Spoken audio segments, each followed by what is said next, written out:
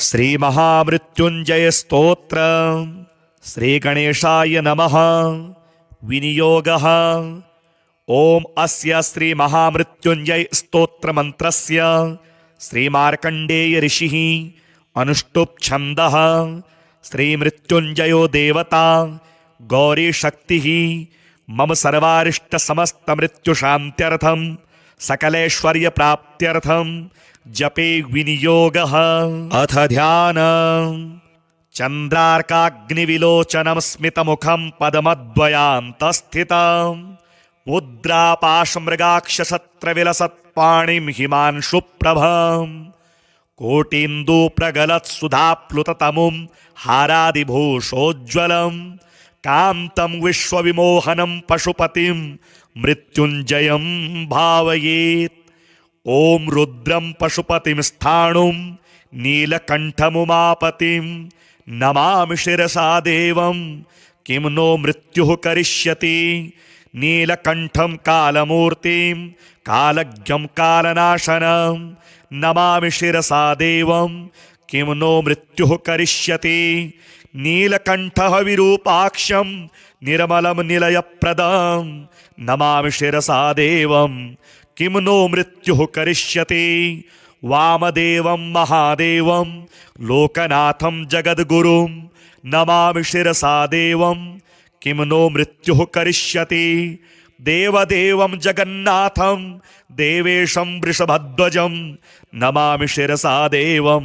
किं नो मृत्युः करिष्यति। त्र्यक्षं चतुर्भुजं शान्तं जटामकुटधारिणं नमामि शिरसा देवं किं नो मृत्युः करिष्यति। भस्मोद्धूलित सर्वांगं नागाभरणभूषितं नमामि शिरसा देवं किं नो मृत्युः करिष्यति। अनन्तमव्ययं शान्तम् अक्षमालाधरं हरं नमामि शिरसा देवं किं नो मृत्युः करिष्यति। आनन्दं परमं नित्यं कैवल्यपददायिनं नमामि शिरसा देवं किं नो मृत्युः करिष्यति। अर्धनारीश्वरं देवं पार्वतीप्राणनायकं नमामि शिरसा देवं किं नो मृत्युः करिष्यति। प्रलयस्थितिकर्तारं मादिकर्तारमीश्वरं नमामि शिरसा देवं किं नो मृत्युः करिष्यति। व्योमकेशं विरूपाक्षं चन्द्रार्धकृतशेखरं नमामि शिरसा देवं किं नो मृत्युः करिष्यति। गंगाधरं शशिधरं शंकरं शूलपाणिनं नमामि शिरसा देवं किं नो मृत्युः करिष्यति। गंगाधरं महादेवं सर्वाभरणभूषितं नमामि शिरसा देवं किं नो मृत्युः करिष्यति। अनाथः परमानन्तं कैवल्यपदगामिनी नमामि शिरसा देवं किं नो मृत्युः करिष्यति। स्वर्गापवर्गदातारं सृष्टिस्थित्यन्तकारणं नमामि शिरसा देवं किं नो मृत्युः करिष्यति। कल्पायुर्देहि मे पुण्यं यावदायुररोगतां नमामि शिरसा देवं किं नो मृत्युः करिष्यति। शिवेशानां महादेवं वामदेवं सदाशिवं नमामि शिरसा देवं किं नो मृत्युः करिष्यति। उत्पत्तिस्थितिसंहार कर्तारमीश्वरं गुरुं नमामि शिरसा देवं किं नो मृत्युः करिष्यति। मार्कण्डेयकृतं स्तोत्रं यः पठेच्छिवसन्निधौ तस्य मृत्युभयं नास्ति नाग्निचौरभयं क्वचित्। शतावर्तं प्रकर्तव्यं संकटे कष्टनाशनं शुचिर्भूत्वा पठेत् स्तोत्रं सर्वसिद्धिप्रदायकं। मृत्युञ्जय महादेव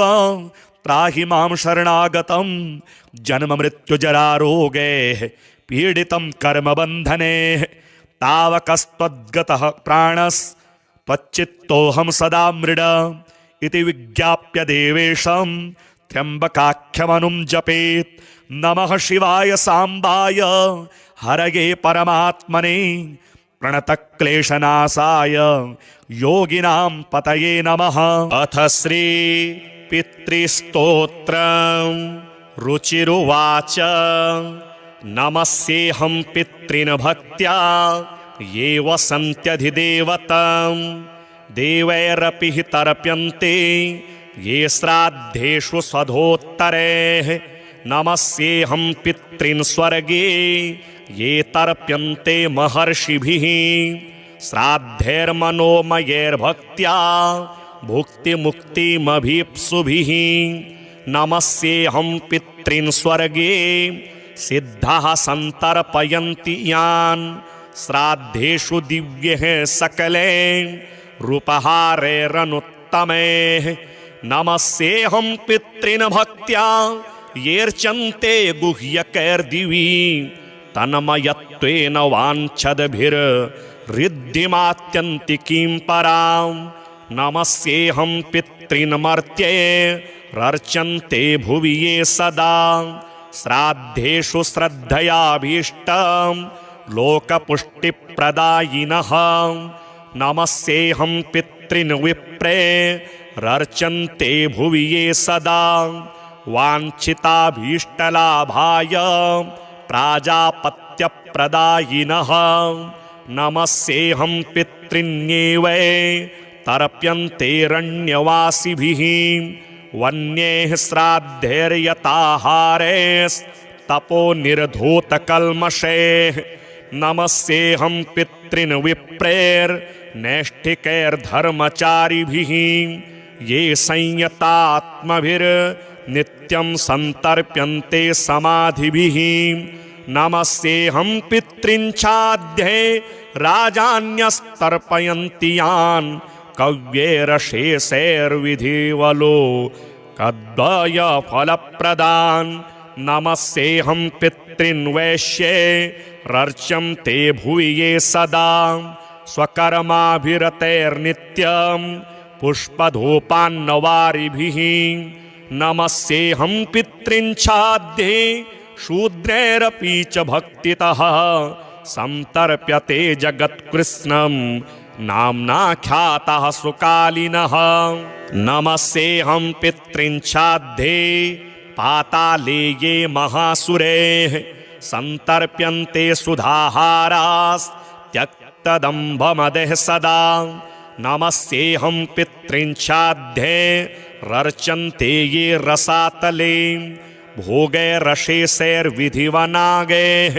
कामानभीप्सुभिः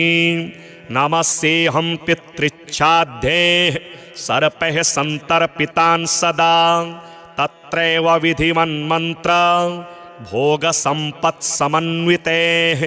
पितॄन्नमस्ये निवसन्ति साक्षाद्दि देवलोकेऽथ महीतले वा तथान्तरिक्षे च सुरारिपूज्यास्ते वै प्रतिच्छन्तु मयोपनीतम् पितॄन्नमस्ये परमार्थभूता ये वै विमाने निवसन्त्यमूर्ताः यजन्ति यानस्तमलैर्मनोभिर्योगीश्वरः क्लेशविमुक्तिहेतून् पितॄन्नमस्ये दिवि ये च मूर्ताः स्वधा भुजः काम्यफलाभिसन्धौ प्रदानशक्तः सकलेप्सितानां विमुक्तिदायेनभिसंहितेषु तृप्यन्तु तेऽस्मिन् पितरः समस्ता इच्छावतां ये प्रदिशन्ति कामान् सुरत्वमिन्द्रत्वमितोऽधिकं वा गजाश्वरत्नानि महागृहाणि सोमस्य ये रश्मिषु येऽर्कबिम्बे शुक्ले विमाने च सदा वसन्ति तृप्यन्तु तेऽस्मिन् पितरोन्नतो येर्गन्धादिना पुष्टिमितो व्रजन्तु येषां हुतेऽग्नौ हविषा च त्रिप्रिये भुञ्जते विप्रशरीरसंस्थाः ये पिण्डदानेन मुदं प्रयान्ति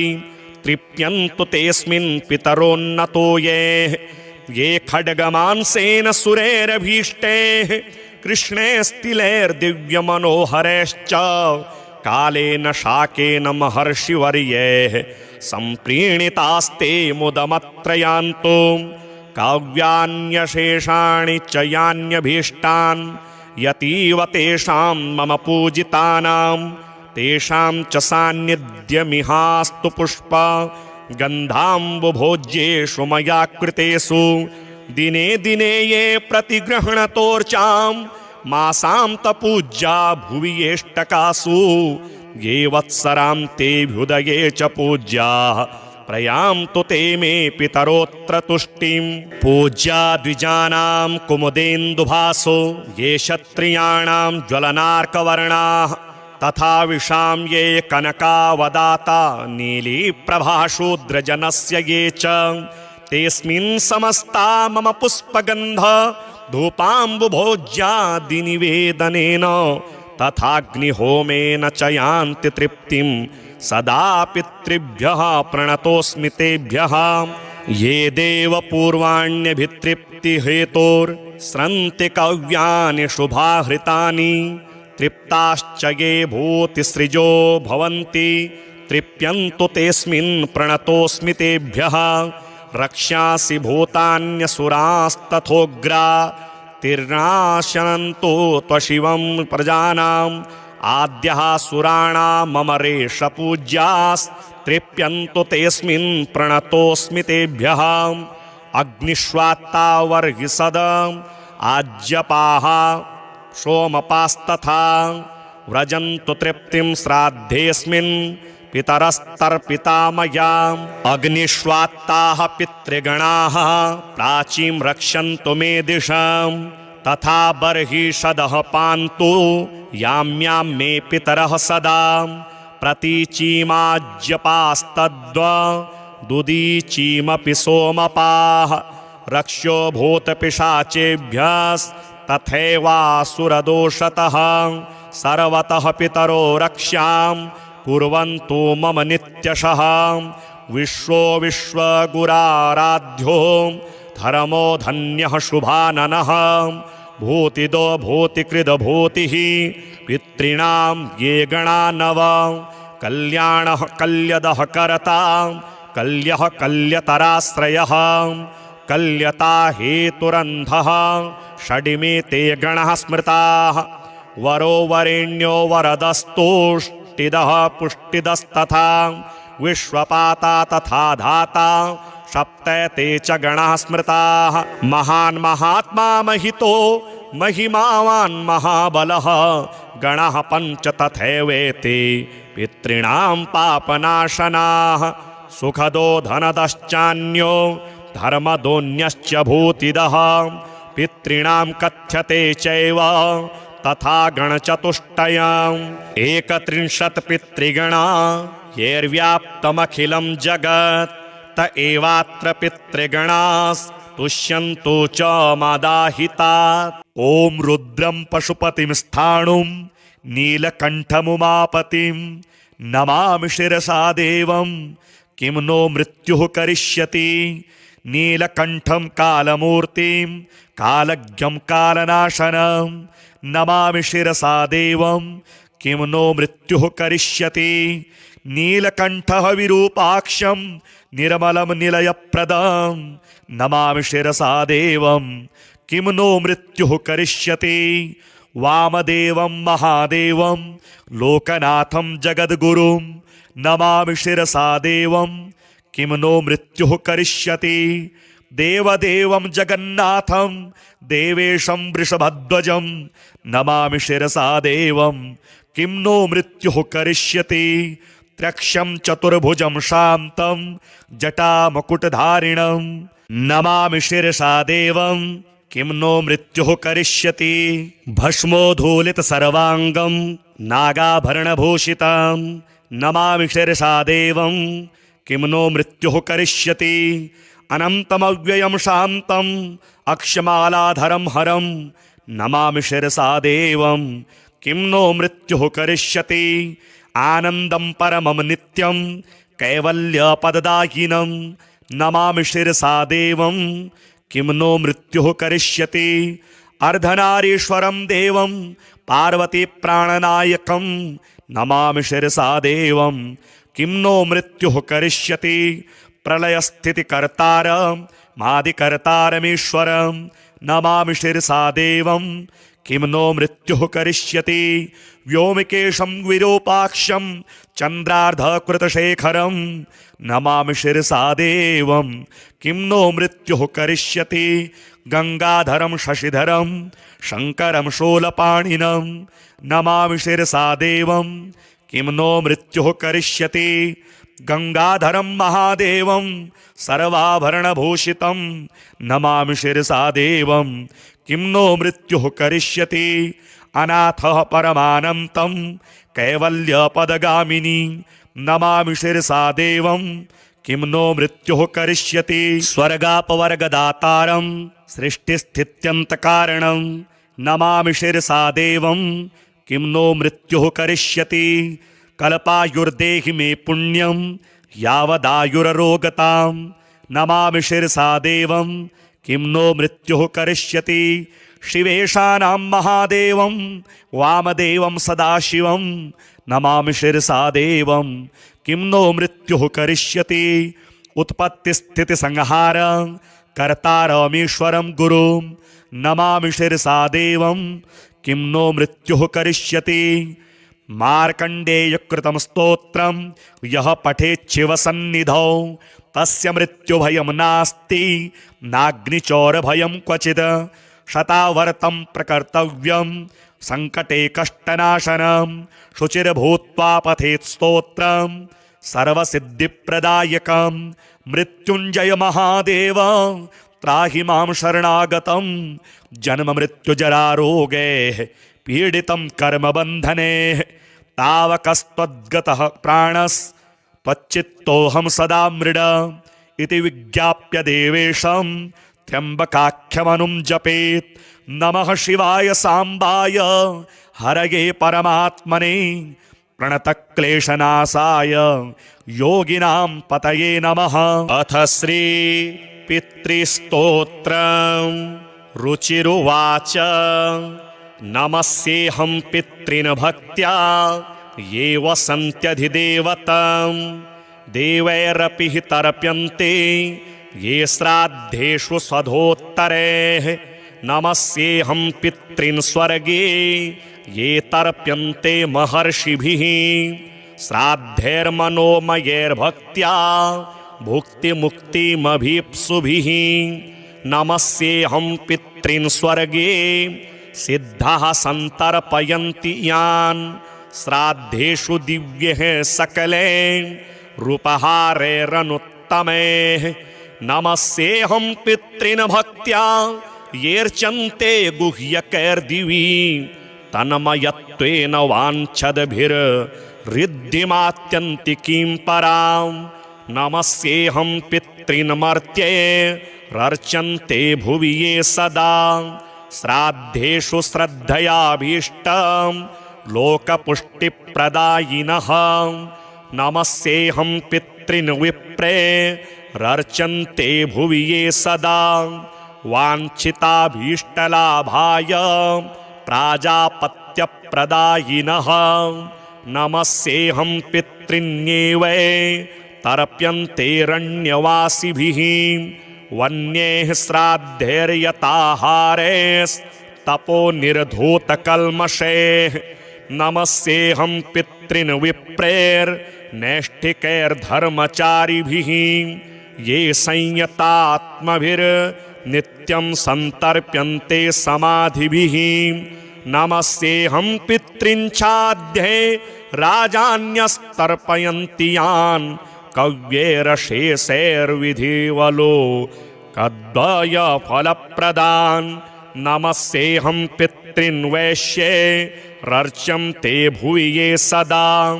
स्वकर्माभिरतैर्नित्यं पुष्पधूपान्नवारिभिः नमस्येऽहं पितॄन् छाद्ये शूद्रैरपि च भक्तितः सन्तर्प्यते जगत्कृत्स्नं नाम्नाख्यातः सुकालिनः नमस्येऽहं पितॄन् छाद्ये पाताले ये महासुरैः सन्तर्प्यन्ते सुधाहारास्त्यक्तदम्भमदः सदा नमस्येऽहं पितॄन् छाद्ये रर्चन्ते ये रसातले भोगैरशेषैर्विधिवनागैः कामानभीप्सुभिः नमस्येऽहं पितृच्छाद्यैः सर्पैः सन्तर्पितान् सदा तत्रैव विधिवन्मन्त्र भोगसम्पत्समन्वितैः पितॄन्नमस्ये निवसन्ति साक्षाद्दि देवलोकेऽथ महीतले वा तथान्तरिक्षे च सुरारिपूज्यास्ते वै प्रतिच्छन्तु मयोपनीतम् पितॄन्नमस्ये परमार्थभूता ये वै विमाने निवसन्त्यमूर्ताः यजन्ति यानस्तमलैर्मनोभिर्योगीश्वरः क्लेशविमुक्तिहेतून् पितॄन्नमस्ये दिवि ये च मूर्ताः स्वधा भुजः काम्यफलाभिसन्धौ प्रदानशक्तः सकलेप्सितानां विमुक्तिदायेनभिसंहितेषु तृप्यन्तु तेऽस्मिन् पितरः समस्ता इच्छावतां ये प्रदिशन्ति कामान् सुरत्वमिन्द्रत्वमितोऽधिकं वा गजाश्वरत्नानि महागृहाणि सोमस्य ये रश्मिषु येऽर्कबिम्बे शुक्ले विमाने च सदा वसन्ति तृप्यन्तु तेऽस्मिन् पितरोन्नतो येर्गन्धादिना पुष्टिमितो व्रजन्तु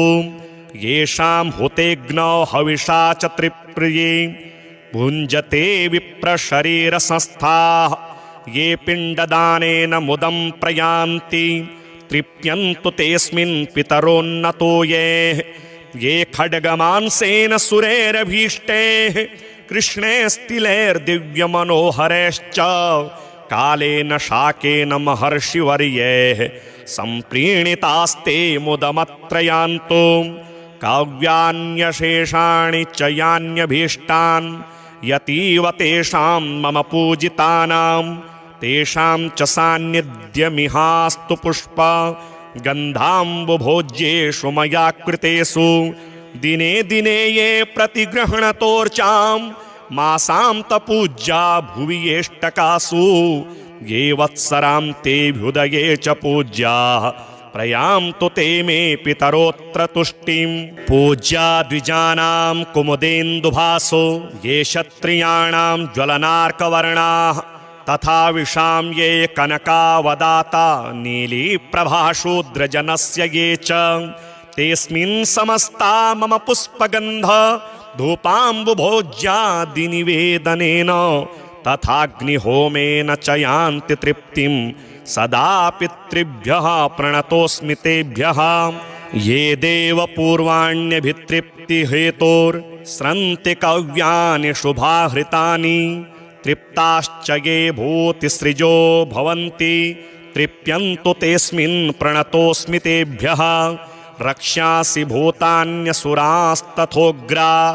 तिर्नाशनन्तो त्वशिवं प्रजानाम् आद्यः सुराणां मम रेषपूज्यास्तृप्यन्तु तेऽस्मिन् प्रणतोऽस्मि तेभ्यः अग्निष्वात्ता वर्हिसदम् आज्यपाः सोमपास्तथा व्रजन्तु तृप्तिं श्राद्धेऽस्मिन् पितरस्तर्पिता मया अग्निष्वात्ताः पितृगणाः प्राचीं रक्षन्तु मे दिशां तथा बर्हिषदः पान्तु याम्यां मे पितरः सदा प्रतीचीमाज्यपास्तद्वदुदीचीमपि सोमपाः रक्ष्यो भूतपिशाचेभ्यस्तथैवासुरदोषतः सर्वतः पितरो रक्ष्यां कुर्वन्तु मम नित्यशः विश्वो विश्वगुराराध्यो धर्मो धन्यः शुभाननः भूतिदो भूतिकृदभूतिः पितॄणां ये गणा नव कल्याणः कल्यदः करता कल्यः कल्यतराश्रयः कल्यता हेतुरन्धः षडिमे ते गणः स्मृताः वरो वरेण्यो वरदस्तुष्टिदः पुष्टिदस्तथा विश्वपाता तथा धाता सप्तैते च गणाः स्मृताः महान् महात्मा महितो महिमावान् महाबलः गणः पञ्च तथैवेते पितॄणां पापनाशनाः सुखदो धनदश्चान्यो धर्मदोन्यश्च भूतिदः पितॄणां कथ्यते चैव तथा गणचतुष्टयम् 31 पितृगणा येर्व्याप्तमखिलं जगत् त एवात्र पितृगणास् तुष्यन्तु च मादाहितात्। ॐ रुद्रं पशुपतिं स्थाणुं नीलकण्ठमुमापतिं नमामि शिरसा देवं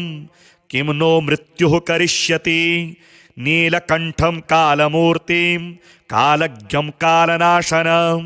नमामि शिरसा देवं किं नो मृत्युः करिष्यति। नीलकण्ठः विरूपाक्षं निर्मलं निलयप्रदं नमामि शिरसा देवं किं नो मृत्युः करिष्यति। वामदेवं महादेवं लोकनाथं जगद्गुरुं नमामि शिरसा देवं किं नो मृत्युः करिष्यति। देवदेवं जगन्नाथं देवेशं वृषभध्वजं नमामि शिरसा देवं किं नो मृत्युः करिष्यति। त्र्यक्षं चतुर्भुजं शान्तं जटामकुटधारिणं नमामि शिरसा देवं किं नो मृत्युः करिष्यति। भस्मोद्धूलितसर्वाङ्गं नागाभरणभूषितं नमामि शिरसा देवं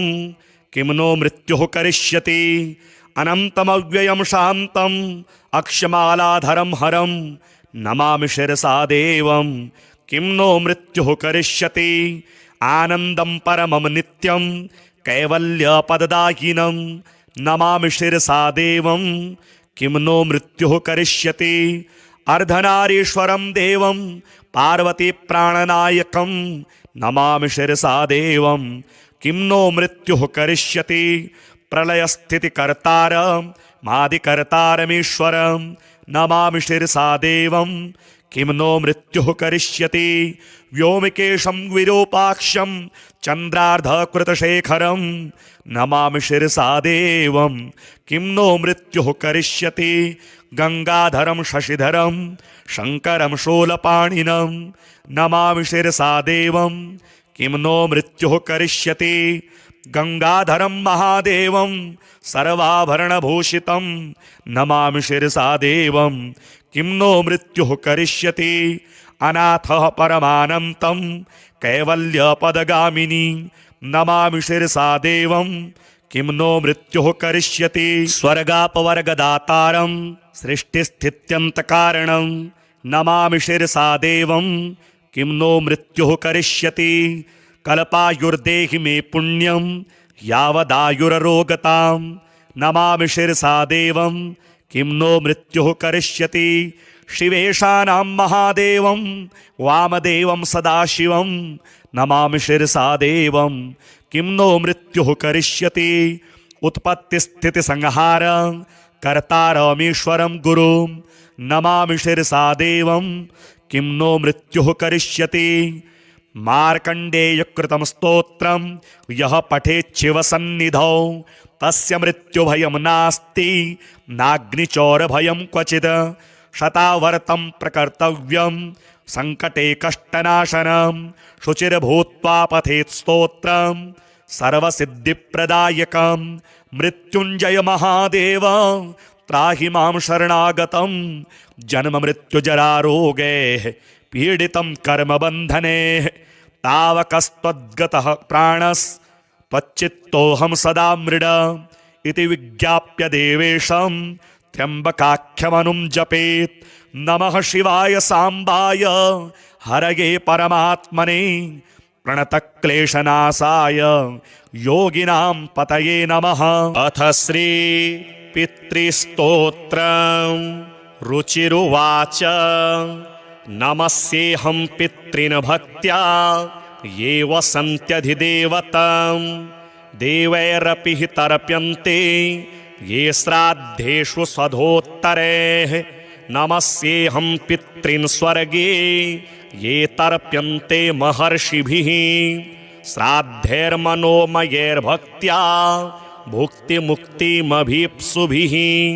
नमस्येऽहं पितॄन् स्वर्गे सिद्धाः सन्तर्पयन्ति यान् श्राद्धेषु दिव्यैः सकलैः रूपहारैरनुत्तमैः। नमस्येऽहं पितॄन् भक्त्या येऽर्चन्ते गुह्यकैर्दिवि तन्मयत्वेन वाञ्छद्भिर्ऋद्धिमात्यन्तिकीं परां नमस्येऽहं पितॄन् मर्त्ये रर्चन्ते भुवि ये सदा श्राद्धेषु श्रद्धयाभीष्टं लोकपुष्टिप्रदायिनः नमस्येऽहं पितॄन् विप्रे रर्चन्ते भुवि ये सदा वाञ्छिताभीष्टलाभाय प्राजापत्यप्रदायिनः नमस्येऽहं पितॄन्येव तर्प्यन्तेरण्यवासिभिः वन्यैः श्राद्धैर्यताहारैस्तपो निर्धूतकल्मषैः नमस्येऽहं पितॄन् विप्रेर्नैष्ठिकैर्धर्मचारिभिः ये संयतात्मभिर्नित्यं सन्तर्प्यन्ते समाधिभिः नमस्येऽहं पितॄन् छाध्ये राजान्यस्तर्पयन्ति यान् कव्यैरशेषैर्विधिवलो कद्वयफलप्रदान् नमस्येऽहं पितॄन् वैश्ये रर्च्यन्ते भुवि ये सदा स्वकर्माभिरतैर्नित्यं पुष्पधूपान्नवारिभिः नमस्येऽहं पितॄन् छाध्ये शूद्रैरपि च भक्तितः सन्तर्प्यते जगत्कृत्स्नं नाम्नाख्यातः सुकालिनः नमस्येऽहं पितॄन् छाध्ये पाताले ये महासुरैः सन्तर्प्यन्ते सुधाहारास्त्यक्तदम्भमदः सदा नमस्येऽहं पितॄन् छाध्ये रर्चन्ते ये रसातले भोगैरशेषैर्विधिवनागैः कामानभीप्सुभिः नमस्येऽहं पितृच्छाध्ये सर्पैः सन्तर्पितान् सदा तत्रैव विधिवन्मन्त्र भोगसम्पत्समन्वितैः पितॄन्नमस्ये निवसन्ति साक्षाद्दि देवलोकेऽथ महीतले वा तथान्तरिक्षे च सुरारिपूज्यास्ते वै प्रतिच्छन्तु मयोपनीतम् पितॄन्नमस्ये परमार्थभूता ये वै विमाने निवसन्त्यमूर्ताः यजन्ति यानस्तमलैर्मनोभिर्योगीश्वरः क्लेशविमुक्तिहेतून् पितॄन्नमस्ये दिवि ये च मूर्ताः स्वधाभुजः काम्यफलाभिसन्धौ प्रदानशक्तः सकलेप्सितानां विमुक्तिदायेनभिसंहितेषु तृप्यन्तु तेऽस्मिन् पितरः समस्ता इच्छावतां ये प्रदिशन्ति कामान् सुरत्वमिन्द्रत्वमितोऽधिकं वा गजाश्वरत्नानि महागृहाणि सोमस्य ये रश्मिषु येऽर्कबिम्बे शुक्ले विमाने च सदा वसन्ति तृप्यन्तु तेऽस्मिन् पितरोन्नतो येर्गन्धादिना पुष्टिमितो व्रजन्तु येषां हुतेऽग्नौ हविषा च त्रिप्रिये भुञ्जते विप्रशरीरसंस्थाः ये पिण्डदानेन मुदं प्रयान्ति तृप्यन्तु तेऽस्मिन् पितरोन्नतो ये खड्गमांसेन सुरैरभीष्टैः कृष्णैस्तिलैर्दिव्यमनोहरैश्च कालेन शाकेन महर्षिवर्यैः सम्प्रीणितास्ते मुदमत्रयान्तो काव्यान्यशेषाणि च यान्यभीष्टान् यतीव तेषां मम पूजितानां तेषां च सान्निध्यमिहास्तु पुष्प गन्धाम्बुभोज्येषु मया कृतेषु दिने दिने ये प्रतिगृह्णतोर्चां मासान्तपूज्या भुवि येष्टकासु ये वत्सरां तेऽभ्युदये च पूज्याः प्रयान्तु ते मे पितरोऽत्र तुष्टिं पूज्या द्विजानां कुमुदेन्दुभासो ये क्षत्रियाणां ज्वलनार्कवर्णाः तथा विशां ये कनकावदाता नीलीप्रभाशूद्रजनस्य ये च तेऽस्मिन् समस्ता मम पुष्पगन्ध धूपाम्बुभोज्यादिनिवेदनेन तथाग्निहोमेन च यान्ति तृप्तिं सदा पितृभ्यः प्रणतोऽस्मि तेभ्यः ये देव पूर्वाण्यभितृप्तिहेतोर्स्रन्ति कव्यानि शुभाहृतानि तृप्ताश्च ये भूतिसृजो भवन्ति तृप्यन्तु तेऽस्मिन् प्रणतोऽस्मि तेभ्यः रक्ष्यासि भूतान्यसुरास्तथोग्रा तिर्नाशनन्तु त्वशिवं प्रजानाम् आद्यः सुराणाम् ममरेश पूज्यास्तृप्यन्तु तेऽस्मिन् प्रणतोऽस्मि तेभ्यः अग्निष्वात्ता वर्हिसदम् आज्यपाः सोमपास्तथा व्रजन्तु तृप्तिं श्राद्धेऽस्मिन् पितरस्तर्पिता मया अग्निष्वात्ताः पितृगणाः प्राचीं रक्षन्तु मे दिशम् तथा बर्हिषदः पान्तु याम्यां मे पितरः सदा प्रतीचीमाज्यपास्तद्वदुदीचीमपि सोमपाः रक्ष्यो भूतपिशाचेभ्यस्तथैवासुरदोषतः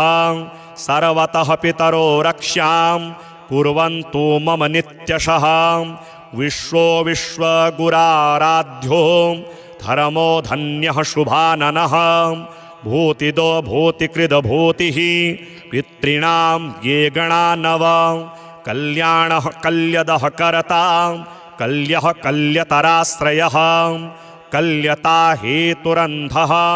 षडिमे ते गणः स्मृताः वरो वरेण्यो वरदस्तुष्टिदः पुष्टिदस्तथा विश्वपाता तथा धाता सप्तैते च गणाः स्मृताः महान् महात्मा महितो महिमावान् महाबलः गणः पञ्च तथैवेते पितॄणां पापनाशनाः सुखदो धनदश्चान्यो धर्मदोऽन्यश्च भूतिदः पितॄणां कथ्यते चैव तथा गणचतुष्टयम् 31 पितृगणा येर्व्याप्तमखिलं जगत् त एवात्र पितृगणास्तुष्यन्तु च मादाहितात् ॐ रुद्रं पशुपतिं स्थाणुं नीलकण्ठमुमापतिं नमामि शिरसा देवं किं नो मृत्युः करिष्यति नीलकण्ठं कालमूर्तिं कालज्ञं कालनाशनं नमामि शिरसा देवं किं नो मृत्युः करिष्यति नीलकण्ठः विरूपाक्षं निर्मलं निलयप्रदं नमामि शिरसा देवं किं नो मृत्युः करिष्यति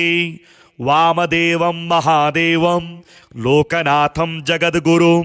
नमामि शिरसा देवं किं नो मृत्युः करिष्यति देवदेवं जगन्नाथं देवेशं वृषभध्वजं नमामि शिरसा देवं किं नो मृत्युः करिष्यति त्र्यक्षं चतुर्भुजं शान्तं जटामकुटधारिणं नमामि शिरसा देवं किं नो मृत्युः करिष्यति भस्मोद्धूलितसर्वाङ्गं नागाभरणभूषितं नमामि शिरसा देवं किं नो मृत्युः करिष्यति अनन्तमव्ययं शान्तम् अक्षमालाधरं हरं नमामि शिरसा देवं किं नो मृत्युः करिष्यति आनन्दं परमं नित्यं कैवल्यपददायिनं नमामि शिरसा देवं किं नो मृत्युः करिष्यति अर्धनारीश्वरं देवं पार्वतीप्राणनायकं नमामि शिरसा देवं किं नो मृत्युः करिष्यति प्रलयस्थितिकर्तारं मादिकर्तारमीश्वरं नमामि शिरसा देवं किं नो मृत्युः करिष्यति व्योमकेशं विरूपाक्षं चन्द्रार्धकृतशेखरं नमामि शिरसा देवं किं नो मृत्युः करिष्यति गंगाधरं शशिधरं शङ्करं शूलपाणिनं नमामि शिरसा देवं किं नो मृत्युः करिष्यति गंगाधरं महादेवं सर्वाभरणभूषितं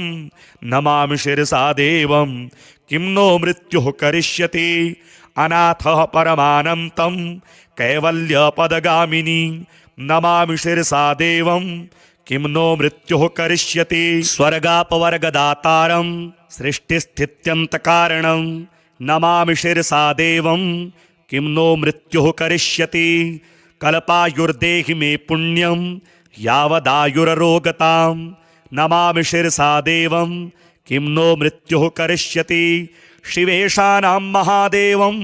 वामदेवं सदाशिवं नमामि शिरसा देवं किं नो मृत्युः करिष्यति उत्पत्तिस्थितिसंहार कर्तारमीश्वरं गुरुं नमामि शिरसा देवं किं नो मृत्युः करिष्यति मार्कण्डेयकृतं स्तोत्रं यः पठेच्छिवसन्निधौ तस्य मृत्युभयं नास्ति नाग्निचौरभयं क्वचित् शतावर्तं प्रकर्तव्यं सङ्कटे कष्टनाशनं शुचिर्भूत्वा पठेत् स्तोत्रं सर्वसिद्धिप्रदायकं मृत्युञ्जय महादेव त्राहि मां शरणागतं जन्ममृत्युजरारोगैः पीडितं कर्मबन्धने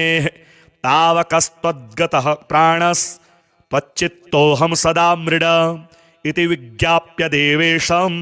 त्र्यम्बकाख्यमनुं जपेत् नमः शिवाय साम्बाय हरये परमात्मने प्रणतक्लेशनाशाय योगिनां पतये नमः। अथ श्री पितृस्तोत्रं रुचिरुवाच नमस्येऽहं पितॄन् भक्त्या ये वसन्त्यधिदेवतं देवैरपि हि तर्प्यन्ते ये श्राद्धेषु स्वधोत्तरैः नमस्येऽहं पितॄन् स्वर्गे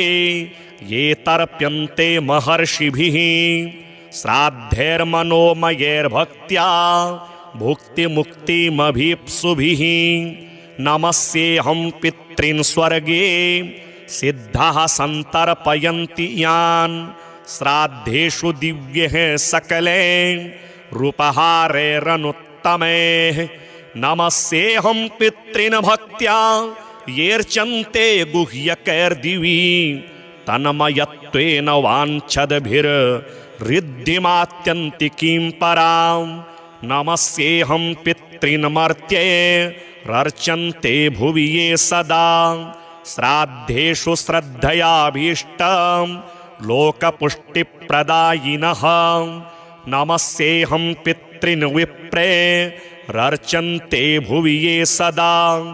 वाञ्छिताभीष्टलाभाय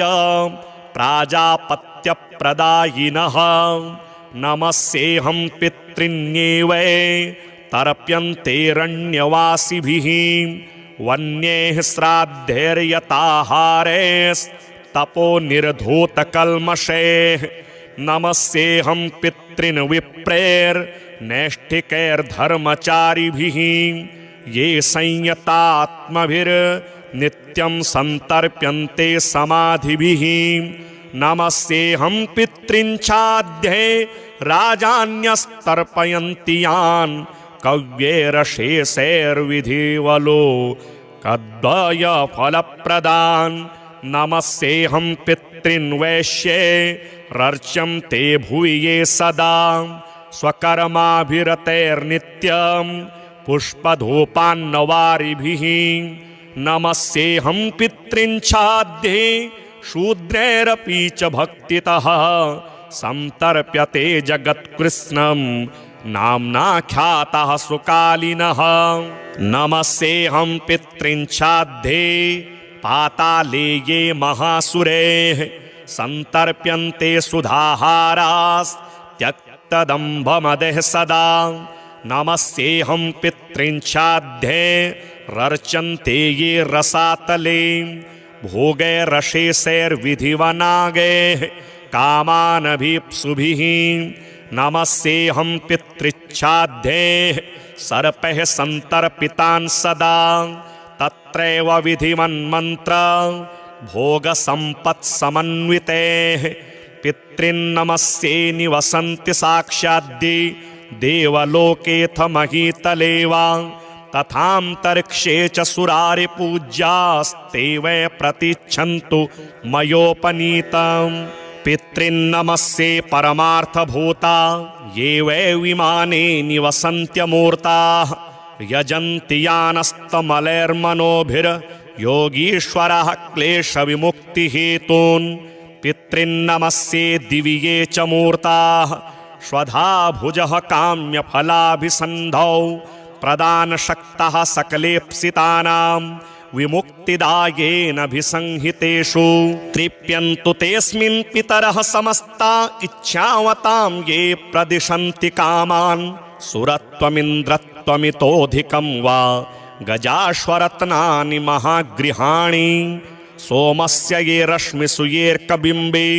शुक्ले विमाने च सदा वसन्ति तृप्यन्तु तेऽस्मिन् पितरोन्नतो येर्गन्धादिना पुष्टिमितो व्रजन्तु येषां हुतेऽग्नौ हविषा च त्रिप्रिये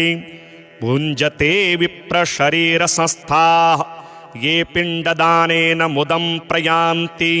तृप्यन्तु तेऽस्मिन् पितरोन्नतो ये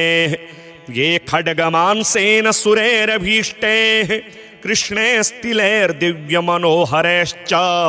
कालेन शाकेन महर्षिवर्यैः सम्प्रीणितास्ते मुदमत्र यान्तो काव्यान्यशेषाणि च यान्यभीष्टान् यतीव तेषां मम पूजितानां तेषां च सान्निध्यमिहास्तु पुष्प गन्धाम्बुभोज्येषु मया कृतेषु दिने दिने ये प्रतिगृह्णतोर्चां मासान्तपूज्या भुवि येष्टकासु ये वत्सरान्तेऽभ्युदये च पूज्याः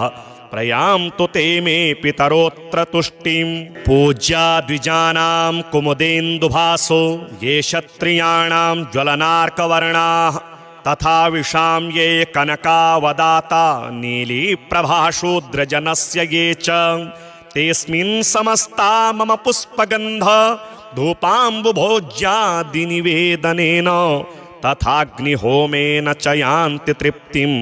सदा पितृभ्यः प्रणतोऽस्मि तेभ्यः ये देवपूर्वाण्यभितृप्तिहेतोर्स्रन्ति कव्यानि शुभाहृतानि तृप्ताश्च ये भूतिसृजो भवन्ति तृप्यन्तु तेऽस्मिन् प्रणतोऽस्मि तेभ्यः रक्ष्यासि भूतान्यसुरास्तथोग्रा तिर्नाशनन्तो त्वशिवं प्रजानाम् आद्यः सुराणां मम रेषपूज्यास्तृप्यन्तु तेऽस्मिन् प्रणतोऽस्मि तेभ्यः अग्निष्वात्ता वर्हिषद आज्यपाः सोमपास्तथा व्रजन्तु तृप्तिं श्राद्धेऽस्मिन् पितरस्तर्पिता मया अग्निष्वात्ताः पितृगणाः प्राचीं रक्षन्तु मे दिशां तथा बर्हिषदः पान्तु याम्यां मे पितरः सदा प्रतीचीमाज्यपास्तद्वदुदीचीमपि सोमपाः रक्ष्यो भूतपिशाचेभ्यस्तथैवासुरदोषतः सर्वतः पितरो रक्ष्यां कुर्वन्तु मम नित्यशः विश्वो विश्वगुराराध्यो धर्मो धन्यः शुभाननः भूतिदो भूतिकृदभूतिः पितॄणां ये गणा नव कल्याणः कल्यदः कर्ता कल्यः कल्यतराश्रयः कल्यता हेतुरन्धः षडिमे ते गणः स्मृताः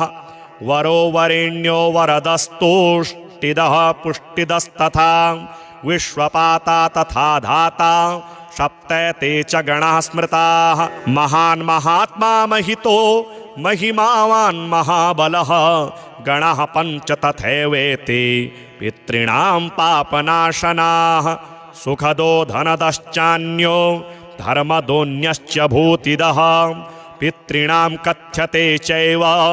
तथा गणचतुष्टयम् 31 पितृगणा येर्व्याप्तमखिलं जगत् त एवात्र पितृगणास्तुष्यन्तु च मदाहितात्।